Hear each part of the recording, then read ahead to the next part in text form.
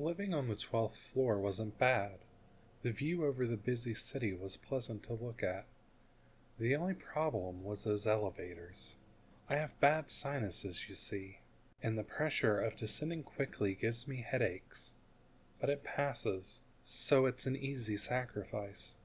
I waited for the elevator to arrive on my floor. It always takes a while. After a while, I got impatient and started fumbling around with my pockets. While I was fondling the keys in my pocket, I realized one of the elevators had already arrived. Doors wide open even. I hadn't heard the ping of the floor indicator, nor had I heard the doors creak open. I shrugged it off and went inside. I should have left the elevator then and taken the stairs. The air was immediately denser, hot and sticky.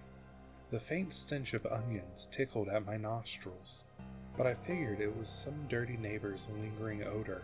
Again, I had noticed that the doors had moved without my noticing, as the warm natural light was now gone.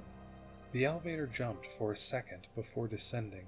The creaking of the walls and cable jolted my nerves. The pressure in my ears slowly began to build, although this time it gradually formed into a horrible migraine, pushing in on my temples. The floor indicator reads 12. How was that possible? The elevator was obviously broken, and suddenly I feared it would drop. The trip was taking much longer than expected, and I was very eager to get off this fucking thing, but it kept rattling as it went further and further down.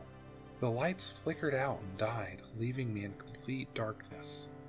The air was getting noticeably heavier, and the smell of decaying fruit filled my nose and mouth. It was almost too much to bear. I began to cough and gag. I needed to escape. I began banging on the walls, shouting, screaming for help, but nothing. No reply. It was as if the metal casing had taken me somewhere else. The elevator suddenly bounced and lurched to a stop, the sound of its shrieking brakes echoing through the shaft.